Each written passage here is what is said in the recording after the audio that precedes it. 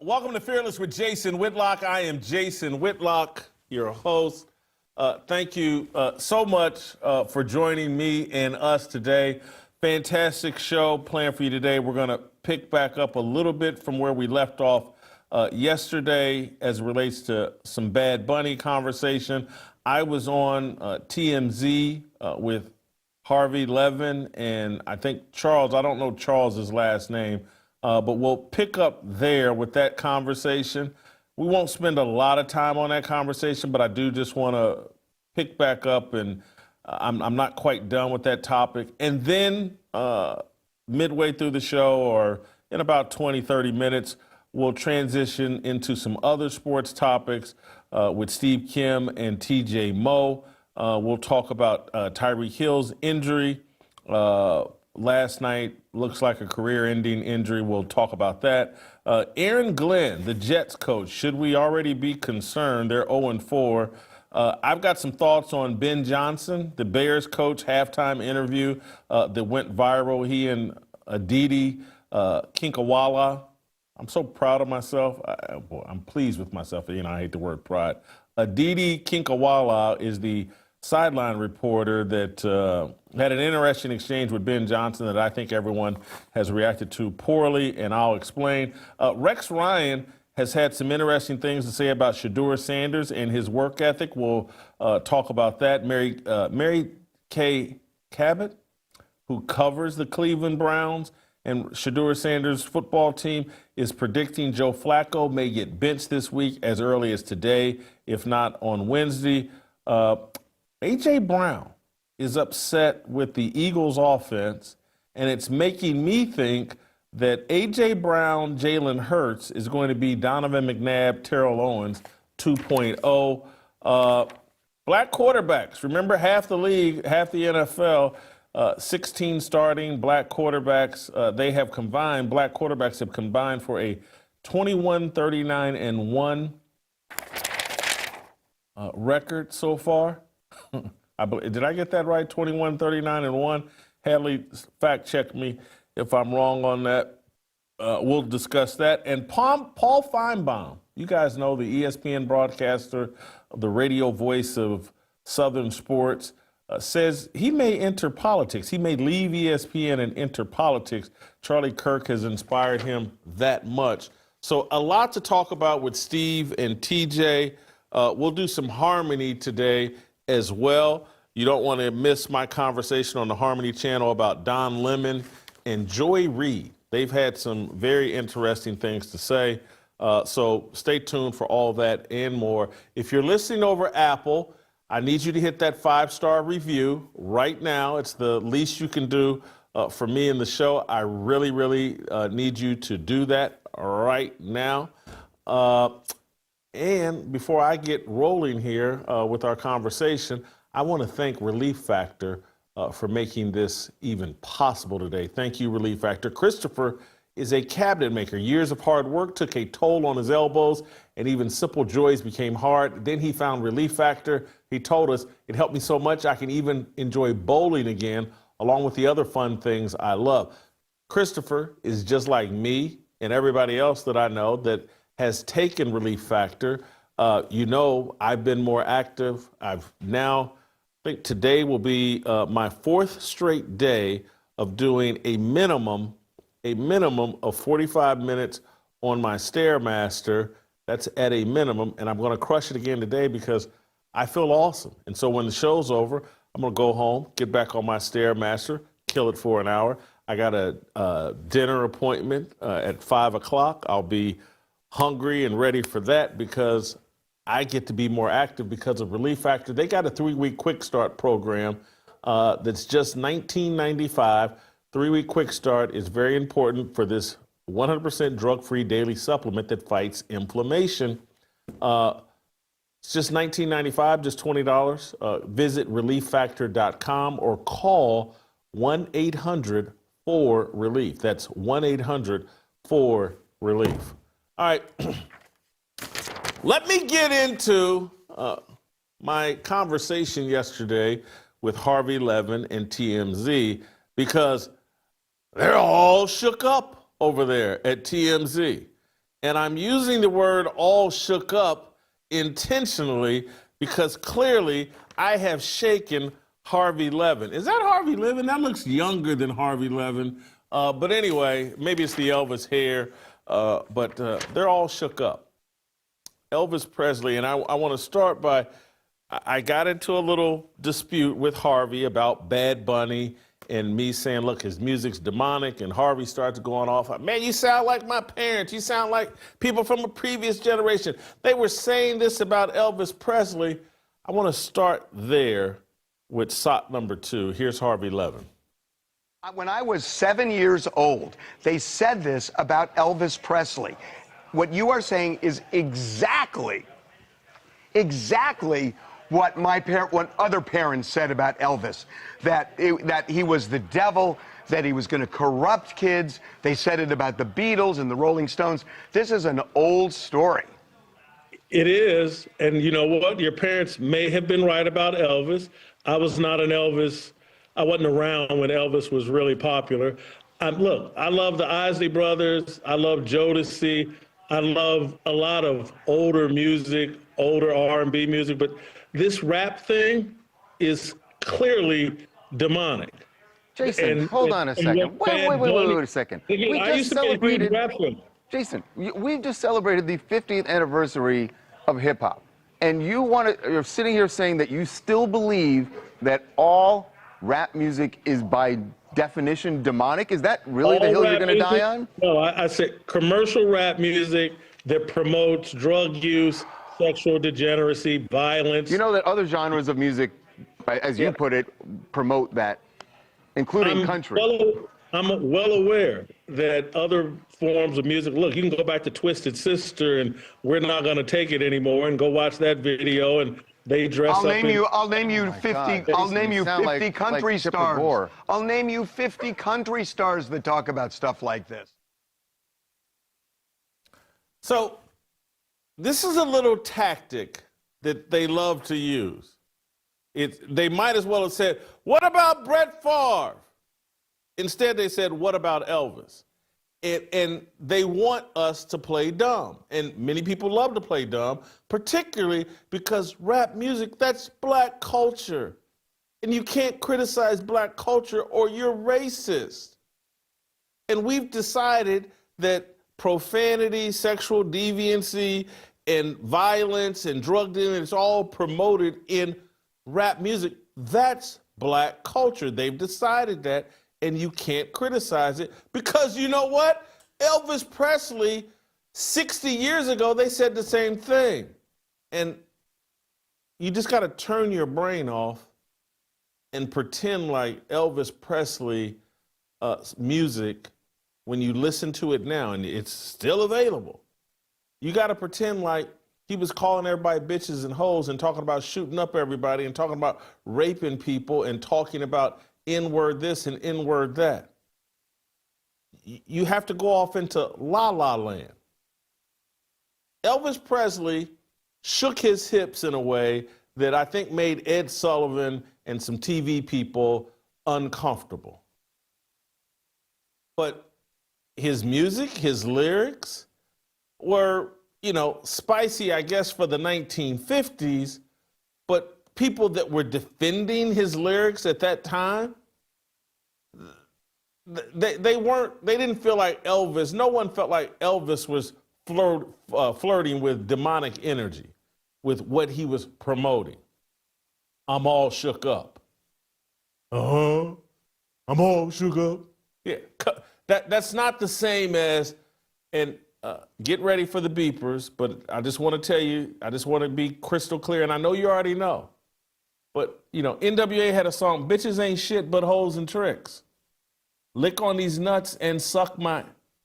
I'm sorry for but let's keep it real about what we're talking about. Cardi B's WAP, Wet A.P., that's not the same as Elvis. And this Spanish rapper, who I don't understand because I don't speak Spanish, but everything I've been told, his music is Latin trap music about drug dealing. The trap house is the drug house. That's what his music is called. He comes out oftentimes dressed in female clothing, dresses, the whole 9 yards. This isn't what Elvis did. They're lying. And then, oh, well, country music, they talk about the same thing. No, they don't. You will not find country music artists that just every other word is some kind of curse word, some sort of promotion of drug dealing, some sort of promotion of disrespect towards black people. It's not the same, and we don't have to pretend that it is. Do country music stars talk about getting drunk? Yes, they do. What, do I wish they'd cut it out? Yes, I do. But alcohol in moderation, they drank wine in the Bible. And let's keep it all the way real. Go look at the life expectancy of a typical gangster rapper in comparison to a country music star. How many country music stars have been murdered? And then compare it to how many commercial rap artists have been murdered. They take you off into La La Land. And they play the what about game. And what they do is, intentionally, every single time, well, white people do it too. They're lying because Morgan Wallen doesn't do what commercial rappers do. And yes, I know Lil Durk was on a Morgan Wallen song. I get it. But Morgan Wallen's brand isn't, hey, let's deal drugs and shoot each other and F as many B's as we can. That's not his brand. That's not what his music promotes. But because Charles and Harvey are promoting a mentality and a mindset among black people, the white man is your God. He is your standard. So anything you do, you compare it to white people. And if white people have done it, you can do it. And it only has to be one white person. Well, Eminem raps, and he's profane, and so I can do it. And I should do it. And what they will not tell you is that white people aren't holding themselves in great numbers. This isn't what they're doing. I'm just sorry. They're not sitting around saying, well, white people do this, or black people do this, or brown people do this, or Asian people do this, so I can do this. The white people that everybody hates, the evangelical white people, and they may be lying, but here's what they're saying. My standard is Jesus Christ. Yeah, they fall short, like me and everybody else, like you and everybody else, but that is their standard. And once you set up something else as your standard, once your checkpoint isn't, hey, what does God think about this? You're lost. So you'll never hear Harvey Levin or Charles say, what about Jesus Christ? They're always going to say, what about this white person? And they'll be lying and exaggerating and pretending that, oh, this commercial rap music, it's harmless. We've never in the history of music ever seen a group of artists whose life expectancy, whose death by murder is this out of whack in comparison to every other musician, in comparison to every other profession. The percentage of rappers that get murdered, hey, gangbangers don't get murdered at that level or that rate. Or actually they do, because most of these rappers are wannabe or pretend to be or legitimate gangbangers. I'm glad I went on with Harvey and Charles, though, and I enjoyed the conversation. I want to play a second part of the conversation where it's going to get spicy up in here. Buckle up. Don't blame me. I didn't do this. Harvey Levin did it. Let's play shot number one. How is it demonic? Bad Bunny's music is demonic, like most commercial rap music is demonic. It promotes things antithetical to Jesus Christ. That's demonic. This guy is a Latin But wait a minute. rap Let me ask you something. I don't believe in Jesus Christ, okay? I got that. I'm Jewish. I'm aware. I am Jewish. And are you saying that every Jew is, by definition, then demonic? Are you a gangster rapper? I'm talking about music, Harvey. I think you made your point. You and I definitely live in different worlds, Jason. You know, and more power to you. You live in Los Angeles. More power to you, but I ain't going into your world if I can help it, I gotta say. Look out for the chairs flying off the rooftops there in Nashville. And Harvey, I want to enter into a world where Jesus Christ reigns. So yeah, we got different points of views on this. We do indeed, and I don't say that with any embarrassment, Jason. Thanks. That's Harvey Levin keeping it real. That's me, and you can go watch the entire interview. That was me criticizing commercial rap music and saying it was demonic. How Harvey transitioned it into, are you saying all Jews are demonic? I didn't say anything like that. I didn't go anywhere near that. Harvey Levin brought it up. Don't blame me. He heard me criticize commercial rap music as demonic and explaining that, hey, look, any of this music, art form that is antithetical to Jesus Christ is demonic. And then he went to, are you saying all Jews are demonic? And that's a loaded question. That's not what I was saying, but it's a loaded question intended to bait me into saying something so that the earth could melt and the internet could melt. So now that I'm in a platform where I can unpack it and not doing a 6-7 minute hit on TMZ, here's what I'm saying. That as a Christian who has surrendered to Jesus Christ and who believes that Jesus Christ is the truth, the life, and the way, I don't believe in other ways. And just as Harvey says, he believes that without shame, I believe that without shame. That Jesus Christ is the only way. And that every knee will bow, including Harvey's. I believe that. And I believe that without shame. I believe that about people that are practicing Islam. I believe that about people that are practicing Buddhism. I believe that about people, help me out with the other religions. I mostly only pay attention to Christianity. But do I believe that religions that don't preach that Jesus Christ is the truth, the life, and the way? Yes, I believe that's antithetical to Jesus Christ and my beliefs. And I don't believe it's sound. I don't believe it's truthful. I don't believe that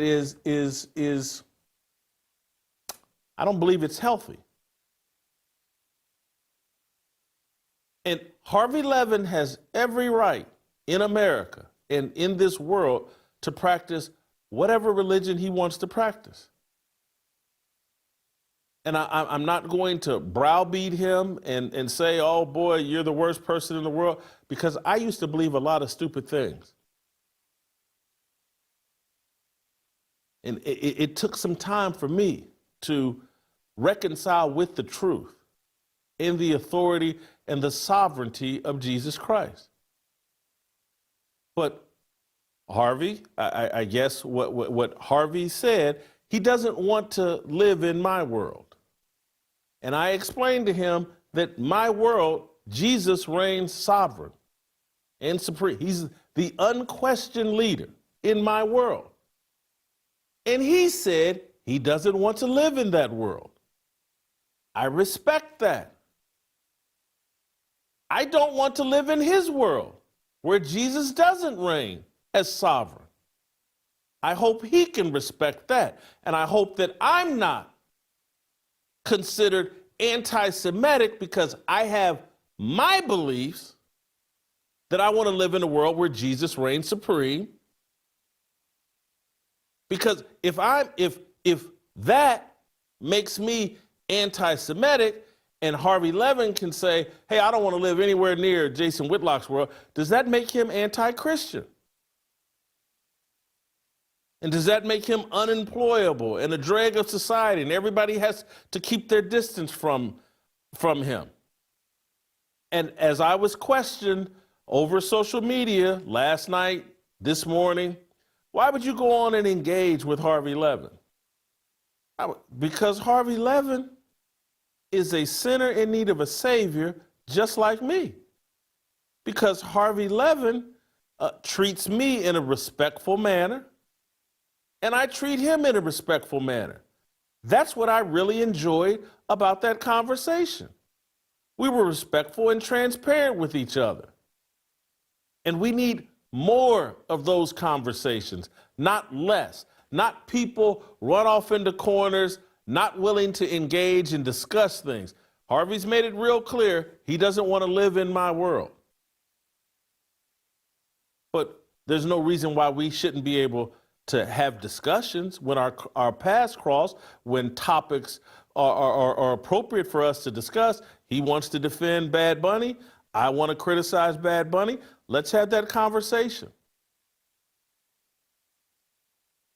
But it's the level of transparency that I think is healthy, so that everybody knows where everybody's coming from and what everybody's worldview is.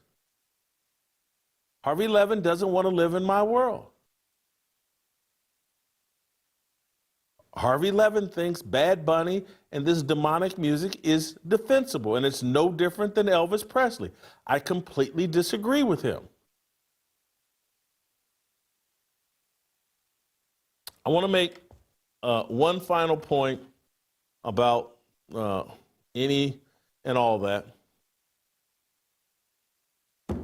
I forgot, these guys are reminding me, I forgot to mention Hindu, that's becoming popular over here in America. But there's a bunch of them, but I only care about Christianity. The last point I want to make, and this, I want to be careful because this could get a little dicey as well. But there's a lot of silence right now about this Bad Bunny deal. Silence from people who I think should be more outspoken. And I'm going to start with someone that, you know, I'm critical of and think is pretty fraudulent. Benjamin Watson, the NFL, former NFL tight end, that he's pro-life, and people love him for it, but he's woke, a racial idolater, disingenuous, and leading people astray, leading people into racial idolatry. And so here's Ben Watson, longtime NFL player.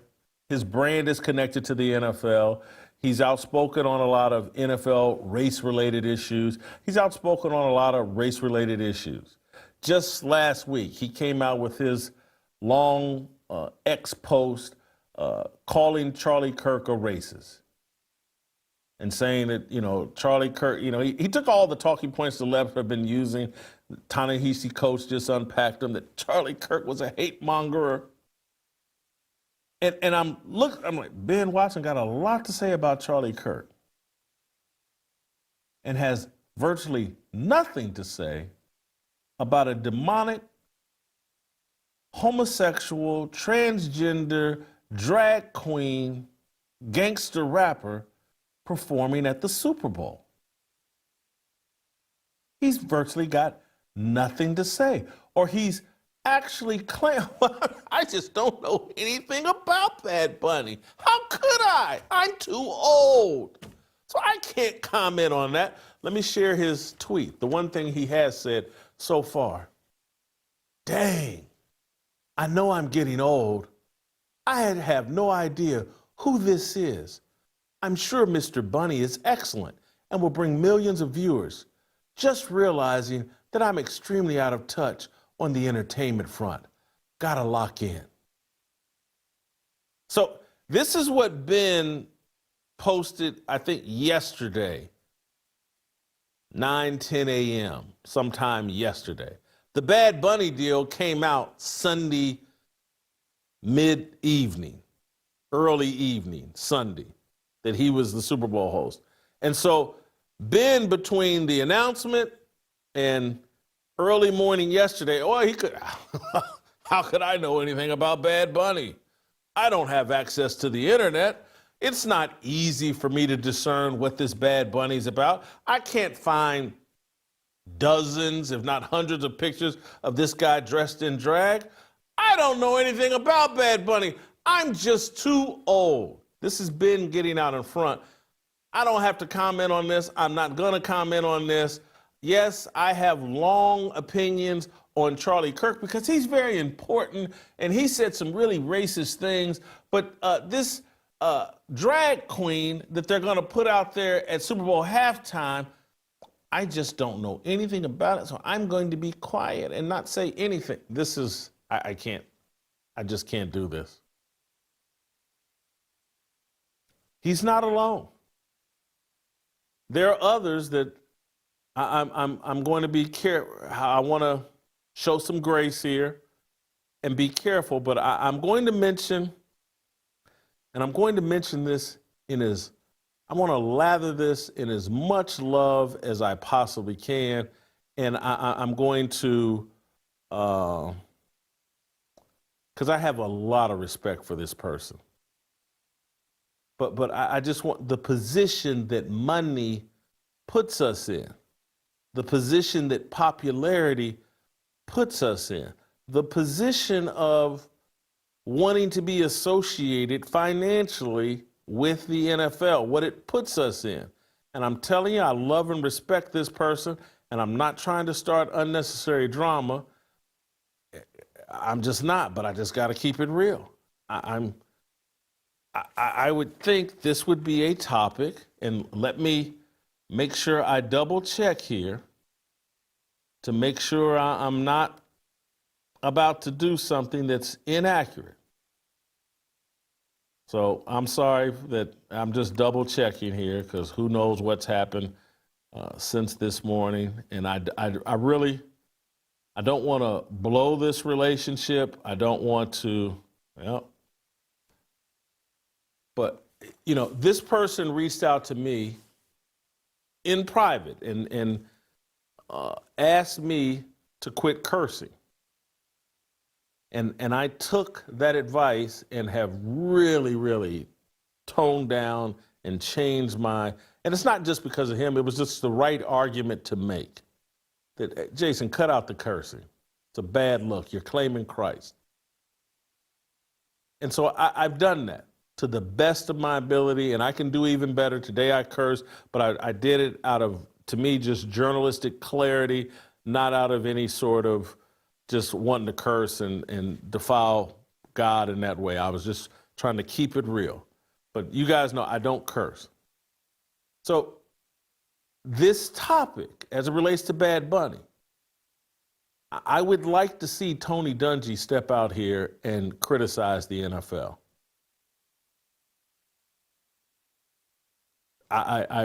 Tony Dungy is someone I greatly respect and has influence with the NFL, and maybe behind the scenes right now, he is criticizing the NFL and making his perspective on the Bad Bunny thing known, and I hope and pray that he is.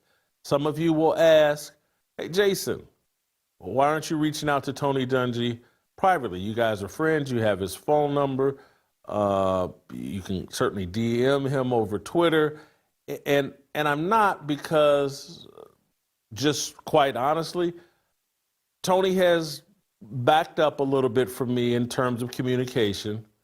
We've tried. We thought we would get him for roll call. This isn't me disappointed about not getting him for roll call, but he's backed off communication. I'm a little too piping hot. I get it. If Troy Vincent, Roger Goodell, these type people, they don't like me. People at MSN, at NBC that Tony works for, they don't like me. I'm way too strident in my biblical point of view. And Tony is like our only Christian voice, powerful Christian voice, left in commercial television, commercial sports TV. And I don't want to see him exit that arena, but I also don't want him to sit quiet on something this demonic. The Super Bowl is going to platform a drag queen. And we should all object as Christians. This is a bridge too far. I'm going to leave it at that, and I hope that Tony hears me. If he hears about I hope he hears me in the way that's intended. Love, respect, admiration, but just brother to brother, putting pressure, just no different than he put pressure on me to quit cursing. I'm going to put pressure on him to object here, privately and potentially publicly. He's got to object. Put the same pressure on James Brown over at CBS. These guys go to a lot of Christian events and speak for a lot of ministers. And, you know, it's Jesus came with a sword. And all this harmony that everybody thinks Christianity is supposed to produce, that's not what the word does. It divides. And it should divide. It's intended. It's a sword to separate you from the demonic. I'll leave it at that. When we come back, Steve Kim and TJ Moe will join me. We'll talk a little bit. We'll talk a little bit more about sports. And at the end of the show, because I meant to do it now, but I've gone too long.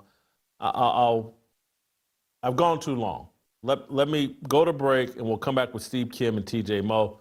Next.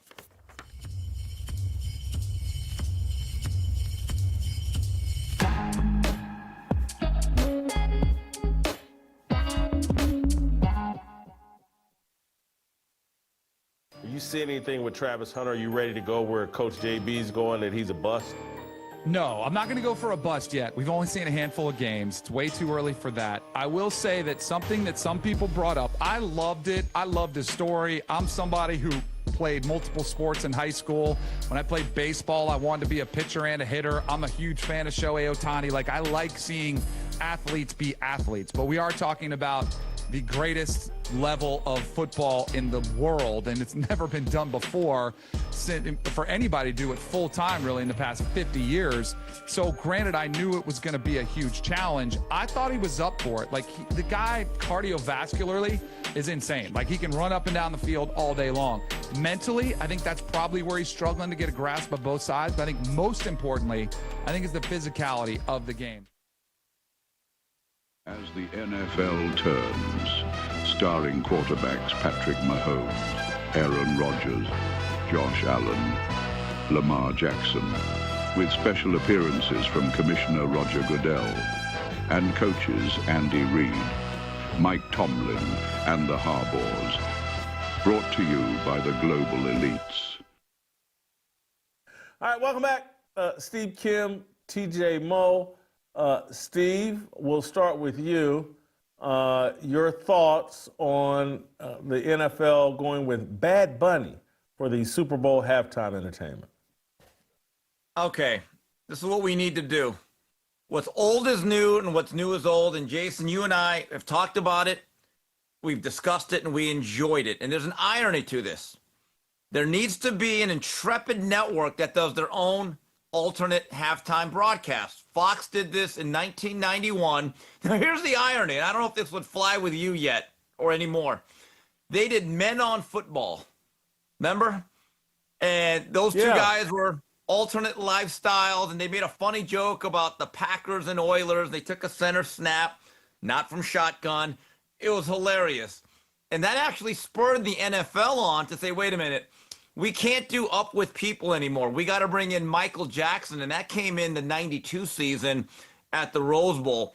So it is interesting, though, how much the halftime show has become probably even bigger than the commercials, which for the last 10 to 15 years have fallen flat.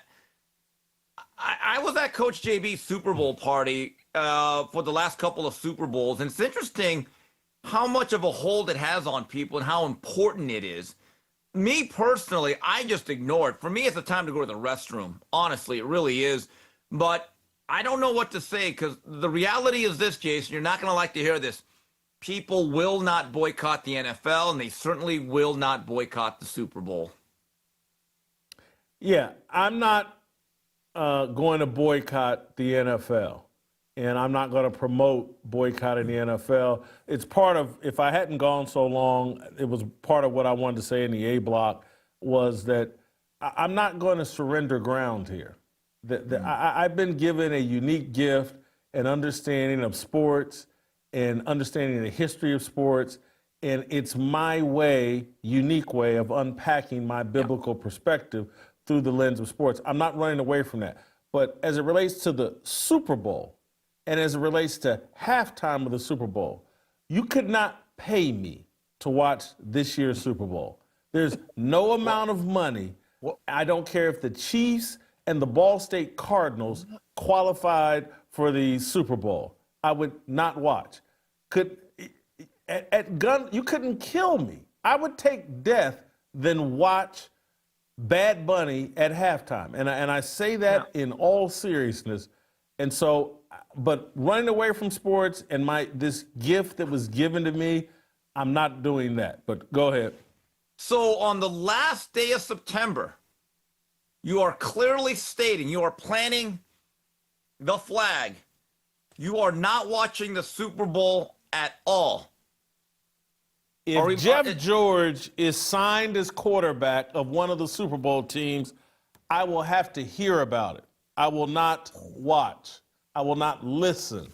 I will be doing something else Super Bowl Sunday. Let's clip this. End of discussion. We're going to clip this. Oh, okay. there's.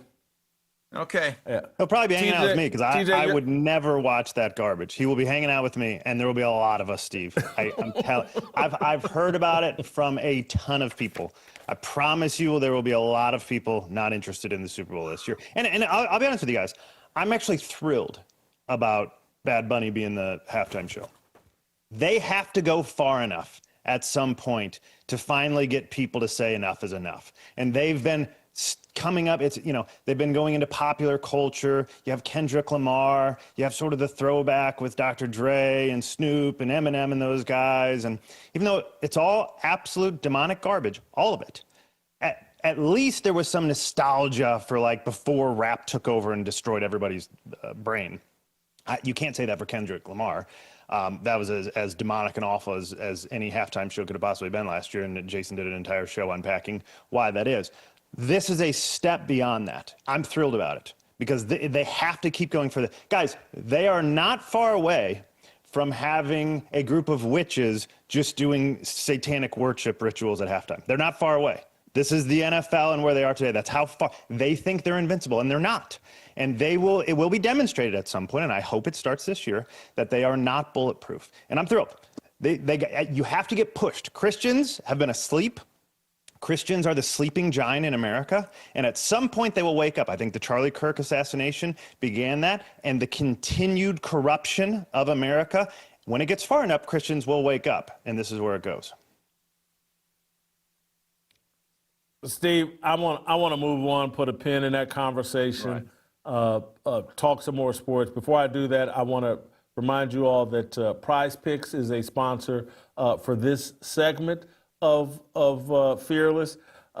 You and I make decisions every day, but on PrizePicks, being right can get you paid. Don't miss any of the excitement this football season on PrizePicks, where it's good to be right.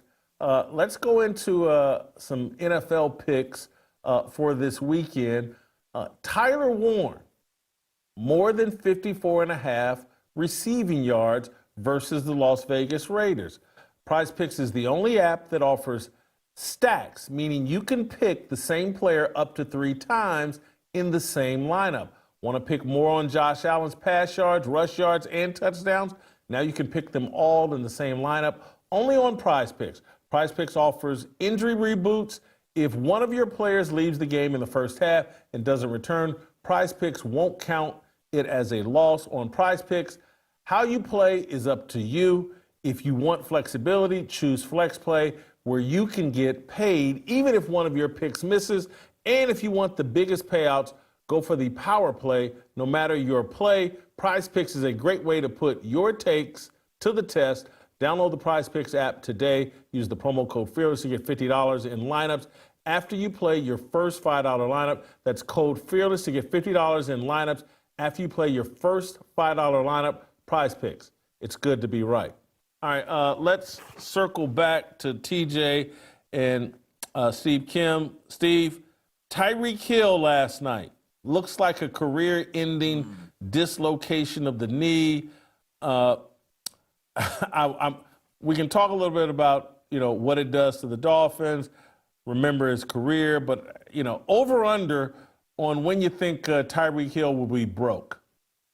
What? Oh, you mean it hasn't happened already? 2028. Oh, I thought that, well, look, he's broke. He just doesn't know it yet. God. Yeah. As I'm watching him get carted off, I've never seen a guy so happy to have basically a season-ending or a career-ending injury. I mean, that's a pretty jovial guy. And it got me to thinking, he's like, oh, God, with as many hospital balls as Tua throws, maybe I got off easy here. But the fact that he no longer has to play for the Dolphins, that's a silver lining that cannot be overlooked. But I did think about the kids, his kids. There's a lot of kids. Who is going to feed and clothe those kids? Oh, God, poor kids. It's the kids, man. It's the kids I'm thinking of. I'm going to say this. I actually liked Tyreek's reaction. And I know it seems crazy, and it's like, man, but I think he knows how bad that injury was, and he was trying to tap into some positive energy as he goes through a long recovery.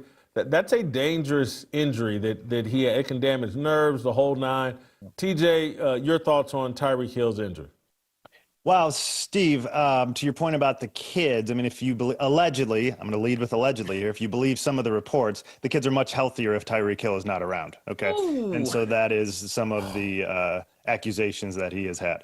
I will tell you that Tyreek Hill has made about $150 million in his career. His net worth, I looked it up, it's estimated about $58 million. He has 7 kids. His wife right now has filed for divorce against him because she is accusing him of domestic assault. And this certainly would not be his first accusation down that road. He's had quite a few issues there. And so child support with 7 different kids. I don't know how many different, I know he's got 3 with an ex-fiance. He had twins at one point. So 3, 4 women, whatever that is. And the women that haven't come forward yet. And so that's a lot of child support, quite a lot of child support coming up. He certainly is not somebody that I would anticipate having a whole lot of money for very long. I'm not sure you can come back from this injury, did you? I know, Jason, you don't like watching sort of the gruesome stuff.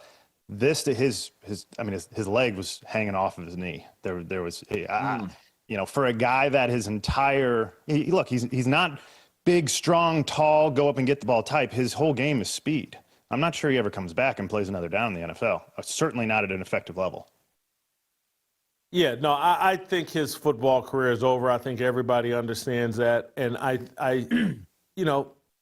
hopefully spiritually, because, mentally, I know he's not prepared for this based on his behavior and the way he's conducted himself.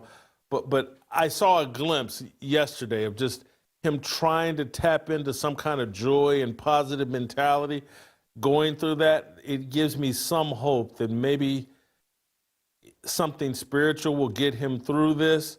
But yeah, life comes at you fast, and it just came at Tyreek Hill quick, fast, and in a hurry. His life is going to be different moving forward, and it should be a lesson to all young people. And I'm going to throw you guys a curveball, Justin and these guys, because I'm going to transition into a different conversation here than Aaron. I'll circle back to Aaron Glenn. I want to. This is a perfect segue, I think, into what's going on with A.J. Brown, the Philadelphia Eagles wide receiver. And people are wondering, like, man, they're 4-0. They just won the Super Bowl. And A.J. Brown keeps doing all this complaining. He's, putting out cryptic tweets. And let's read the tweet here from A.J. Brown. I think he's complaining about his touches, or he's been complaining about his touches. If you're not welcomed, not listened to, quietly withdraw. Don't make a scene, shrug your shoulders, and be on your way. AJ, I think, has 14 receptions through the first 4 games, 151 yards, 1 TD. They won an important game on Sunday. They're 4-0, but he was not a factor in that game. And it sounds very selfish. They're 4-0. They just won a Super Bowl. Saquon Barkley's great. Why are you throwing Jalen Hurts under a bus, even though you're not calling him out by name? Because AJ, I think, is 28 years old. He knows that, hey, I got a short window to make a bunch of money. And I've already won a Super Bowl. Everybody knows I'm really good. If these numbers, I think he had 67 receptions last year in 13, 14 games. I think, his first year or second year there, he had 106 catches. Then all of a sudden, Saquon Barkley shows up. They start leaning more into Jalen Hurts. It's a different team.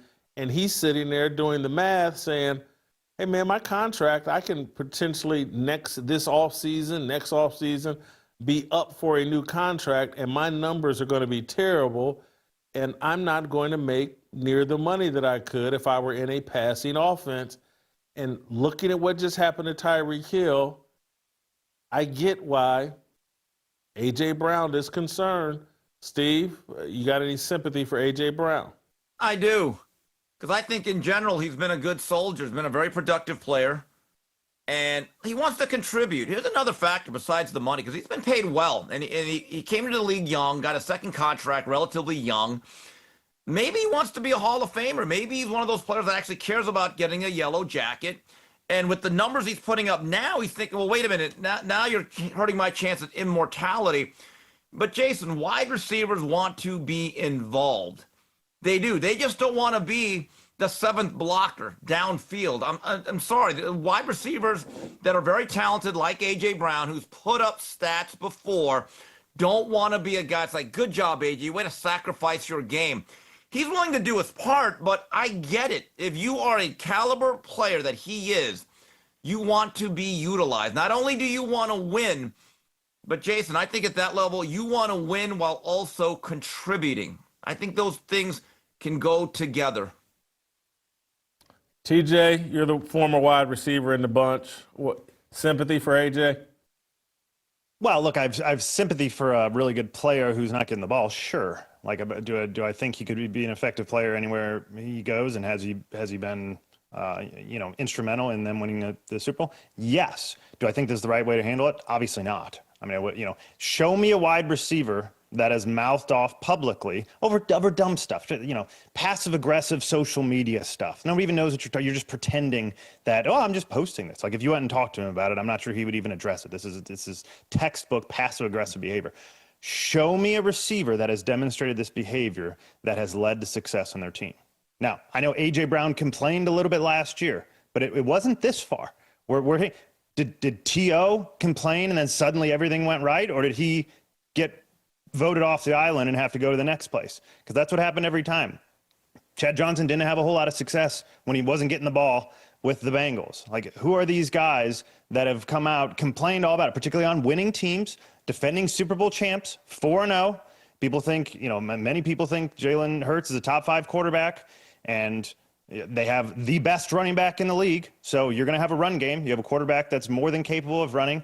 You have an unstoppable play in the tush push, and you have the best running back in the game. And you're sitting there complaining when you're 4-0 defending Super Bowl champions. I don't think you have a huge leg to stand on here. Steve, seemed like you disagree.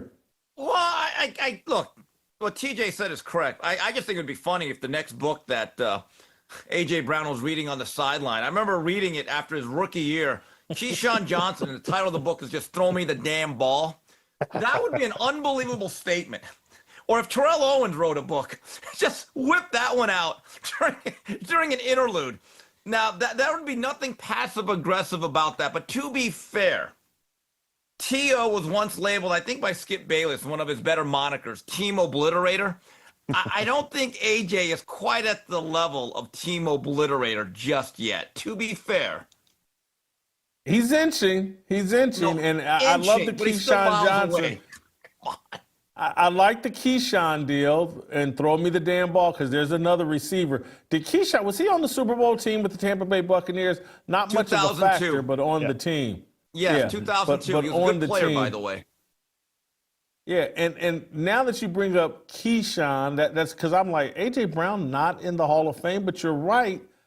He could, but now look, what someone would argue is like, hey, man, win 2 or 3 Super Bowls with Philly, and you're like Michael Irvin. It's really not about the numbers. You were a part of this dynasty. And Jason, keep this in mind. The wide receiver and passing numbers in many ways are really inflated. So the numbers Michael got, I mean, people forget, Michael even in the mid-'90s was getting 100 catches. Him and Herman Moore put up monster numbers for that thing. And so when you have wide receivers who are waiting around like Steve Smith, Reggie Wayne, A.J. Brown's thinking, well, wait a minute. If those guys aren't in surefire first ballot with those numbers, right now the way it's going, I have no shot. That's the truth. It sounds like, Steve, my Donovan McNabb, Terrell Owens comparisons off the table for you. This is nowhere. But I just think it could head that direction. Not yet. Until I see Terrell Owens trying to have a discussion with Donovan, and Donovan's just like kind of like swerving away. Remember when they did that in Pittsburgh?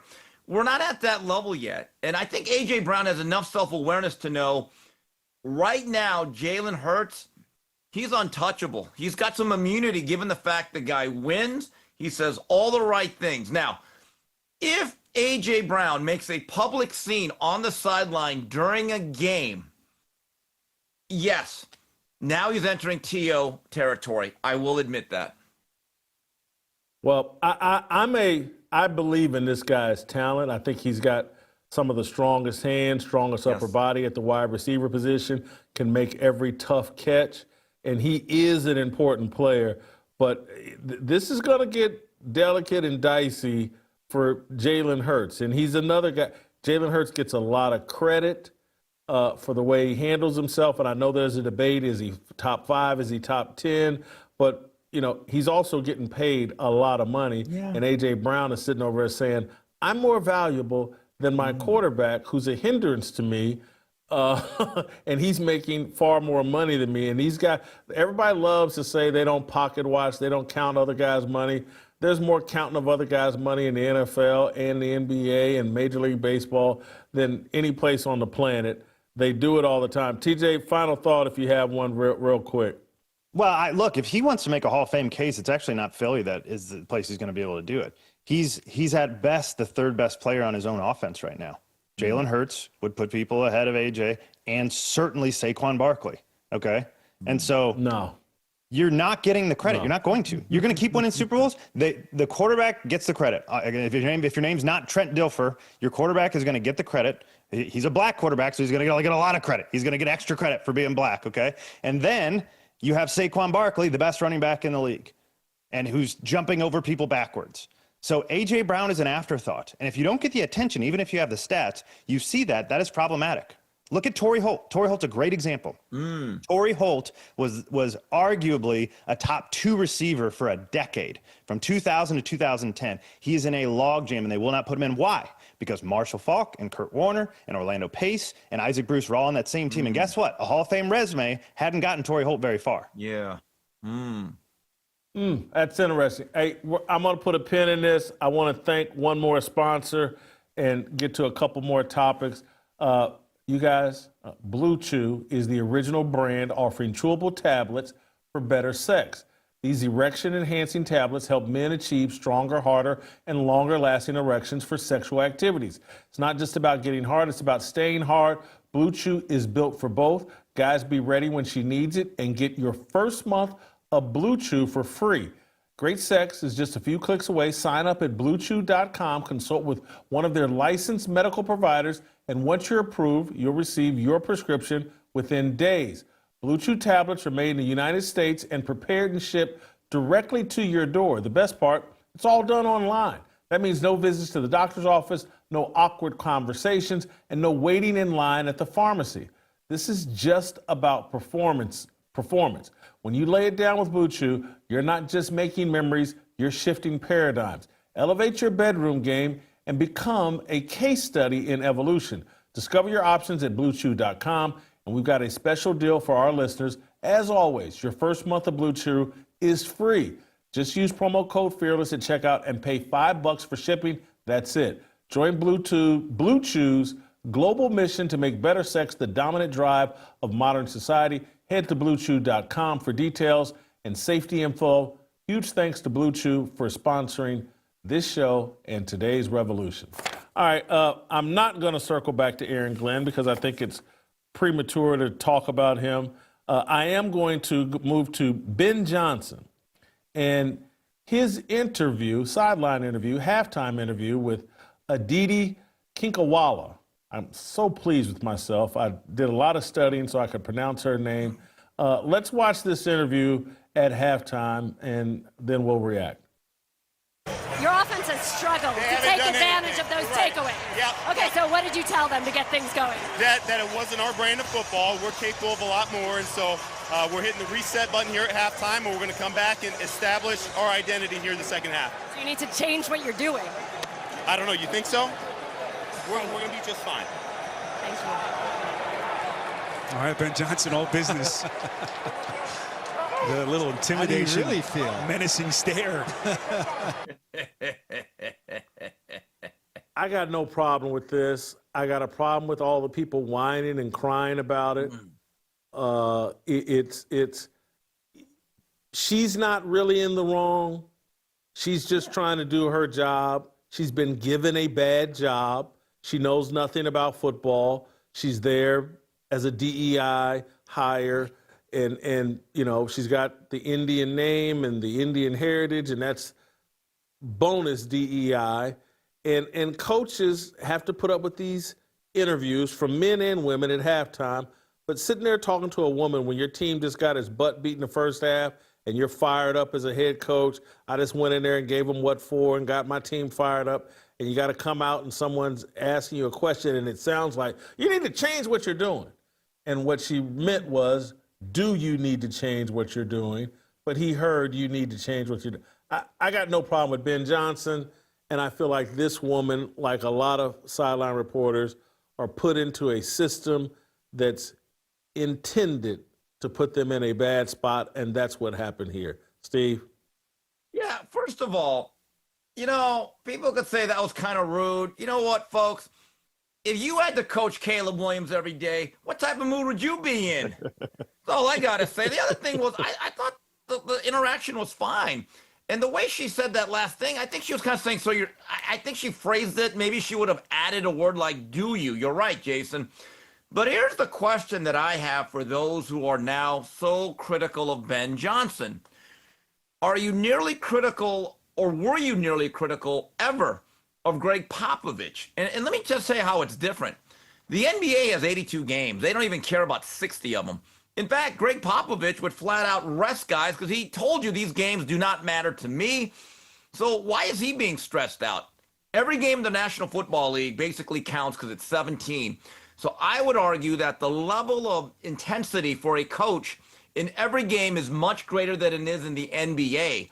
So I would actually expect him to be a little bit more intense than your average NBA coach, certainly Greg Popovich. TJ? Well, I think Steve's right. I mean, I think all he has to do to solve this is to go on a tirade against ICE in a press conference, or he can talk about gun control or Black Lives Matter, and then all will be forgiven immediately. No problems whatsoever. Listen, I totally agree. This is a nothing burger, as Hillary Clinton would say. Look, it's a head coach in his first year who's under a lot of pressure at halftime. If you don't want intense answers, then don't ask them questions like, have you ever been around football? What are you even talking about? I'm trying to figure out, like, she seems, intimidated. Okay, good. Like, who is intimidated by a head coach, an NFL head coach? Virtually everybody. The entire world is intimidated by NFL head coaches. So if you look intimidated, okay, great. So are the rest of us. That's just how it works. And so, yes, he's coming off. He's just given a talk to fire his guys up. They're going in the second half. He's trying to win a game, which, by the way, they did. And he misheard a question, probably. I think you're probably right, Jason. This whole thing seems like nonsense, but of course social media does what social media does, and they're going to try to get him to back down. And the greatest thing would be if Ben Johnson would just double down and say, don't ask me dumb questions, you won't get dumb answers. That's the answer.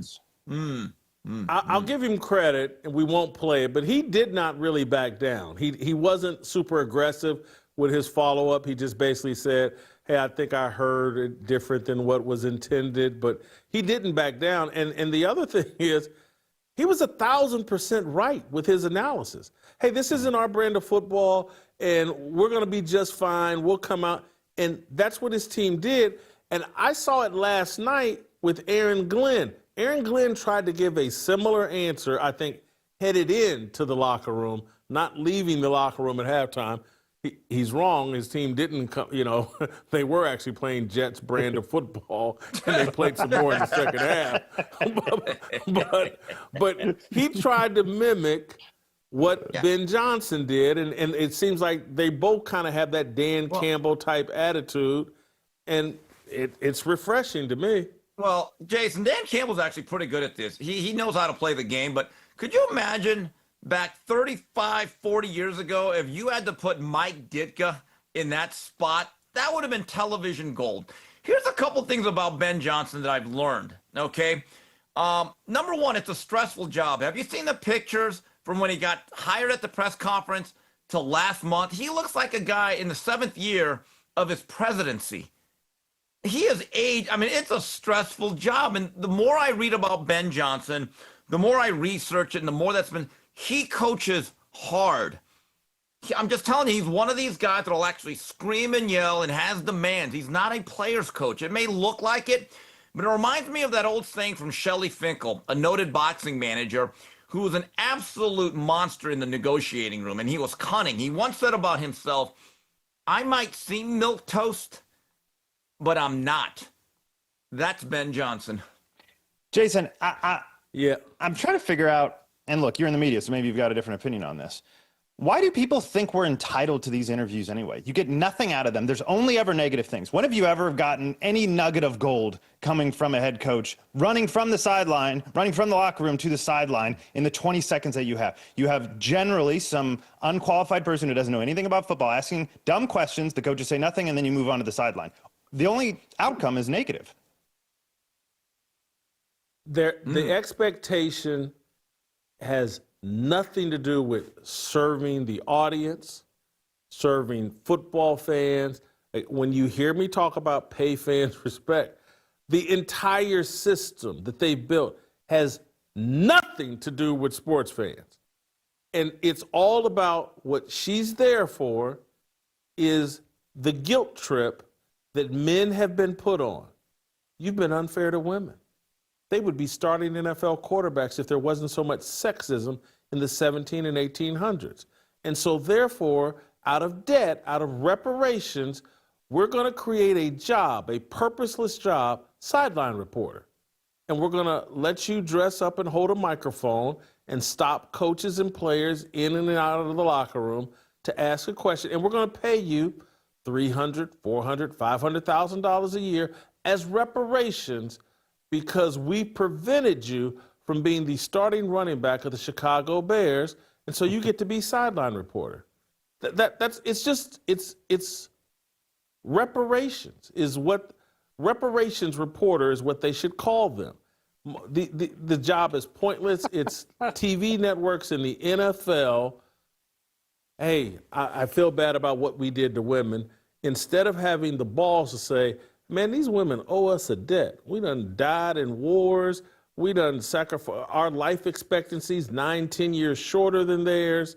You know, when a burglar comes to the house, unless we're some gay Negro in Louisville that lets Breonna Taylor go answer the door instead of him going to answer it, you know, we take all the risk here. We fall off buildings as roughnecks and all that. But anyway, so you just got You know me who's to good, though, snap, Jason? and I did. Yeah. Oh. Tony Saragusa was the only good sideline reporter I've ever witnessed, actually.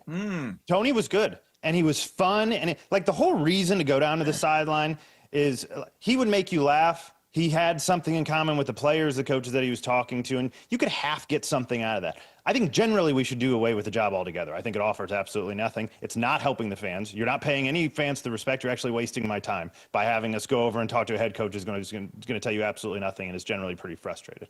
But if you were going to have somebody, go get a fat, jolly old offensive lineman, whatever Saragusa was, and let's have some fun. That's the only purpose of the job.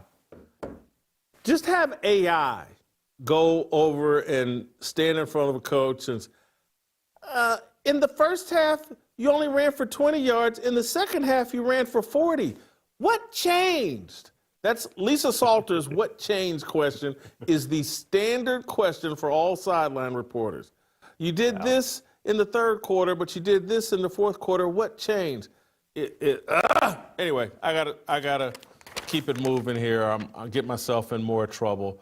I gotta get to Rex Ryan putting Shedeur Sanders on blast. Let's hear from Rex Sanders on ESPN. This is good stuff from Rex. Play the clip. Stefanski is one of an outstanding coach, all right? But why the hell isn't he putting Shedeur Sanders? We're all waiting to see the Shedeur Sanders be the guy or Gabriel, whatever. Something's missing.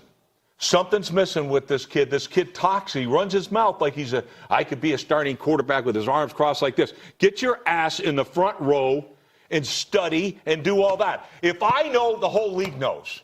Quit being an embarrassment that way. You got the talent to be the quarterback. You should be. You should be embarrassed that you're not the quarterback now. We'll see if they make a change there. That's a great piece of television from Rex Ryan. Hats off to Rex and ESPN. So we're finally, this speaks to a cultural change. This is a black quarterback he's talking about, and he's talking pretty salty and spicy about him. And I think he's talking accurately about him. He said, if I know other coaches around the league are talking about it, you're lazy, you're not a leader, you're not at the front of the meeting room, soaking up everything you can. You're whining and complaining that you're not the starting quarterback. Hats off to Rex Ryan. Steve, your thoughts? Well, Jason, I have a question for you. Do you blame the media for continually asking and putting a microphone in front of a third-string quarterback? I don't get it. It's like, I barely want to talk to the backup. I don't want to talk to the backup of the backup. I don't know what he has to say. Or do you blame it on Shedeur for not having better self-awareness to go into cliche mode? Here's what I blame Stefanski and the Browns locker room, because I think, and TJ, you correct me if I'm wrong, Bill Belichick would stand in front of his team, and I don't care if you don't have 6 Super Bowls, you should coach like you have 6 Super Bowls or plan to. And I would stand up in front of the room and say, why am I getting asked questions about a third-string quarterback? And again, this is the week they just won a game the week before. And I'm like, hey, why am I this guy didn't take the field. Why am I getting questions about you? And I would look at my locker room, hey, guys, y'all got to fix this. We got someone here in this locker room that can't tell reporters that, hey, I'm just doing everything I can to give the defense a good look on the scout team. And, man, I'm just so thankful to be in this league and learning from this cast of veterans. And I just want to support them the best that I can. And the locker room should take care of that. There are policies inside locker rooms where there are fines, financial fines, among offensive linemen for even getting quoted anywhere. Yes. You should be seen and not heard. And a third stringer like Shedeur, somebody needs to be penalizing him for us even having to talk about him. You're a third stringer. Grab my luggage and shut your mouth. TJ, am I wrong here? It's a great point. No, you're exactly right. Okay, so we all can agree that I'm a nobody. Have never been anybody. That is, we'll just agree on this up front. Belichick also agreed. Okay, I was a nobody as it related to the Patriots. I was an undrafted free agent. I came in there for a short time.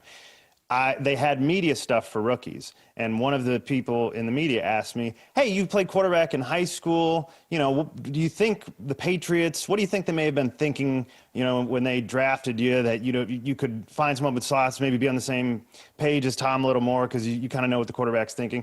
And I don't remember what I said, but I said something like, they may have been thinking this.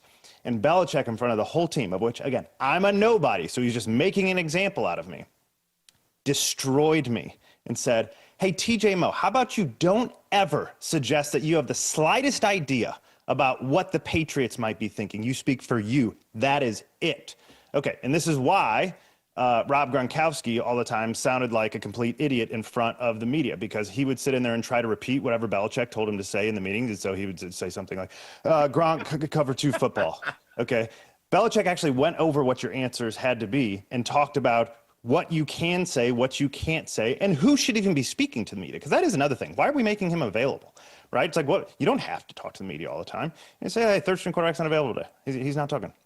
So, yes, you're exactly right. And Belichick probably overdid it. But again, to make an example out of a undrafted free agent that was unlikely to make the team and ended up on injured reserve, that is how serious they took that. And this would not be happening if he was playing for Belichick. Although, who knows these days, because Jordan Hudson's running things.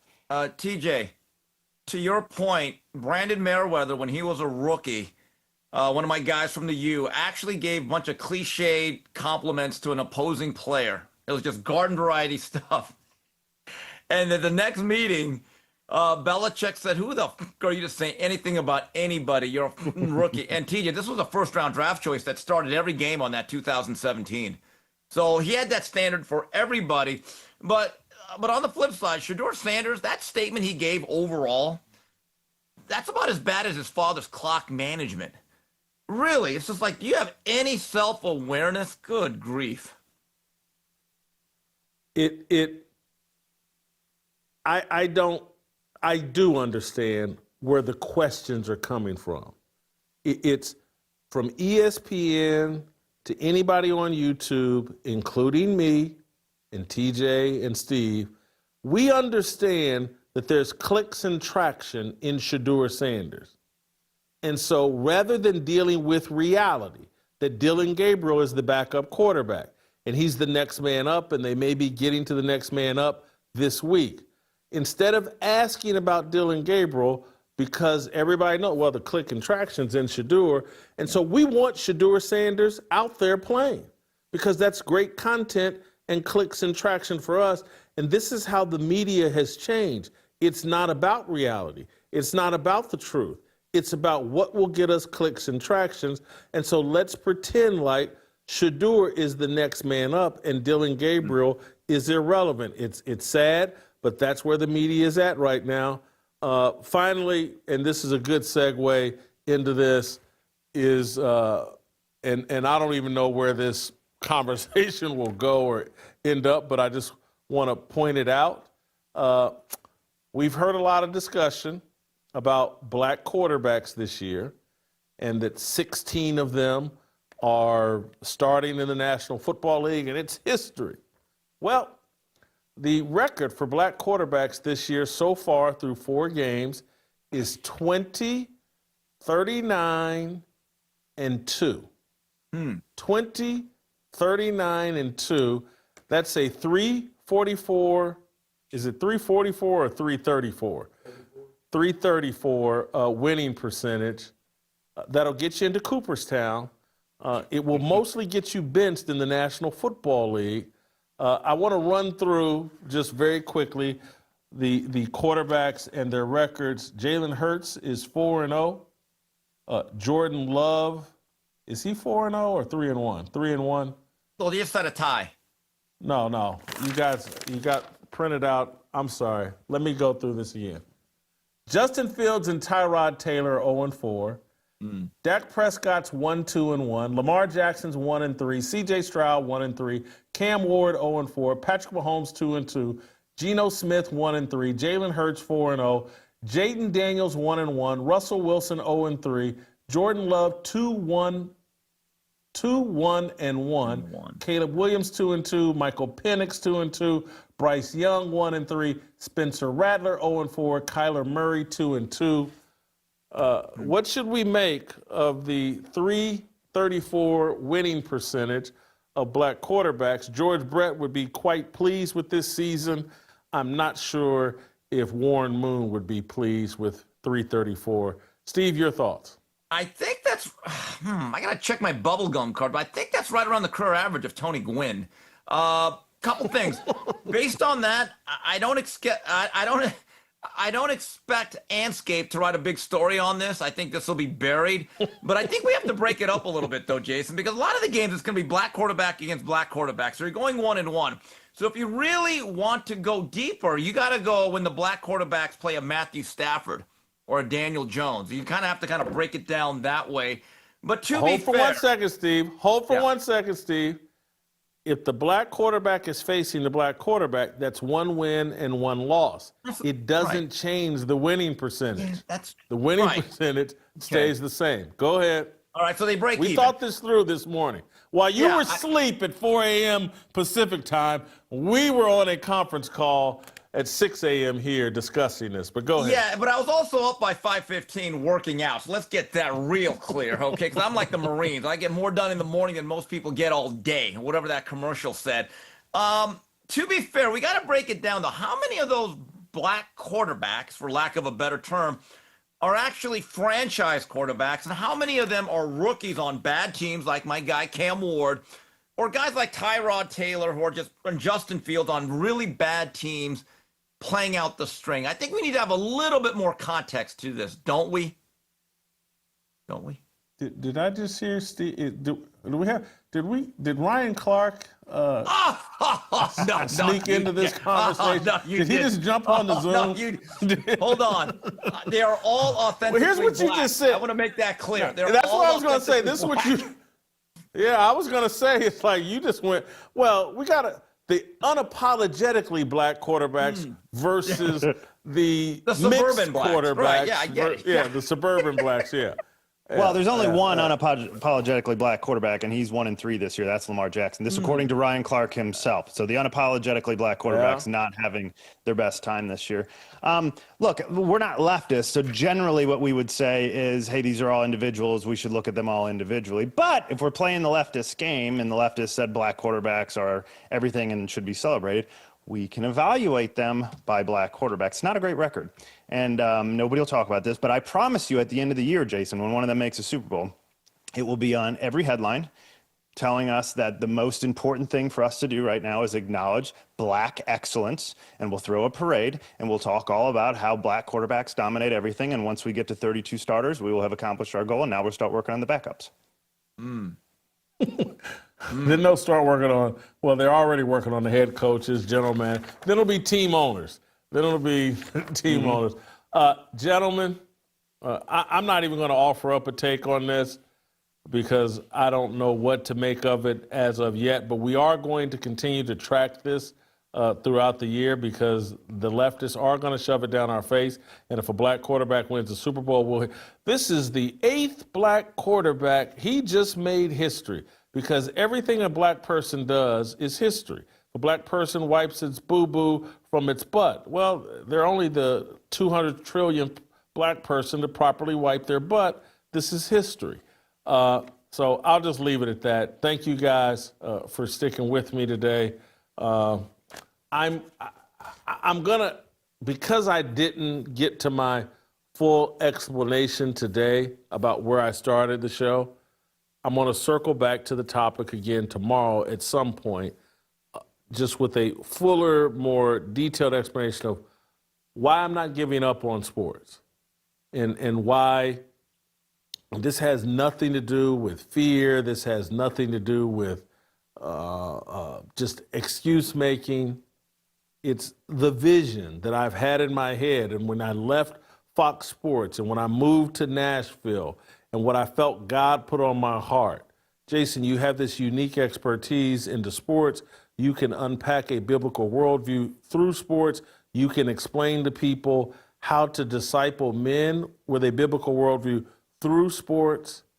And just because the National Football League and these other sports leagues won't cooperate with you, doesn't mean that I don't want you out there explaining to everybody what's going on, why it's happening, and how it's antithetical to Jesus Christ, and how we shouldn't give up on something we created, a tool God gave us to disciple young men with a biblical worldview, put them through a stress test through sports that makes them better men.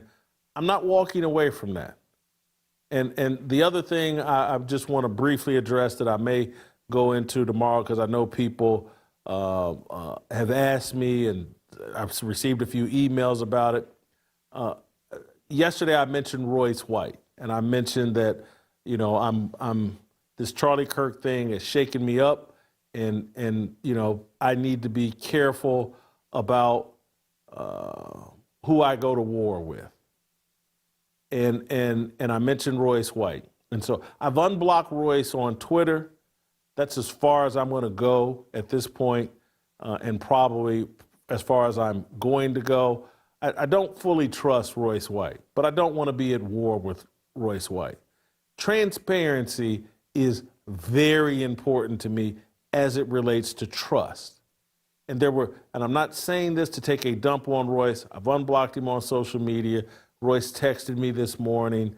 I haven't responded. I will give him a response beyond this public response. But I just don't. Royce not transparent enough for me, even when he was on this show.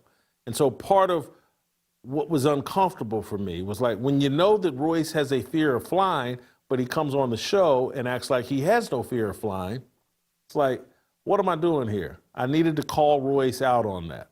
And I don't want to get into some back and forth where I'm fact-checking Royce. Or, you know, either someone is confident enough to be transparent about who they are or they're not. But no beef with Royce. Unblocked him on social media. I'm going to respond to his text message. But for those of you thinking he's coming back on the show, highly, highly unlikely. You know, there's just not a level of transparency there that works for this show. So I'll just end it there. Give me 10 minutes or 9 minutes from now. We'll be on the Harmony channel with myself, Shamika, I think Chad Jackson, Wilford Riley, and Virgil. And we'll be talking about Don Lemon and some of the stupid things he said about white men yesterday, and Joy Reid, who thinks fascism is no taxes and getting to keep all the money you earn and give it to your family. She thinks that's fascism. We'll discuss that. And at the top of the Harmony deal, I'm going to tell you how and why we need to be supporting Vody Bachum's family. Vody passed away over the weekend, and we need to be supporting him. So give me 10 minutes from right now. We'll be on the Harmony channel. We'll play tomorrow, and we'll see you tomorrow.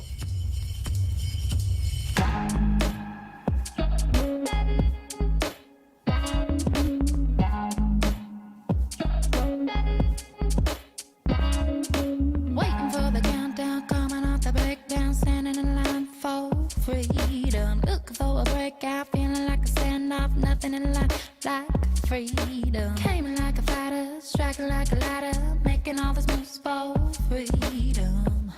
I want freedom. No negotiation, my sister, no relation. We all just wanna have freedom. Sitting on a corner, never been alone. I'm breaking my back for freedom. Blessed, we are living, get back. We are receiving, all deceiving. We all wanna be free. We want freedom.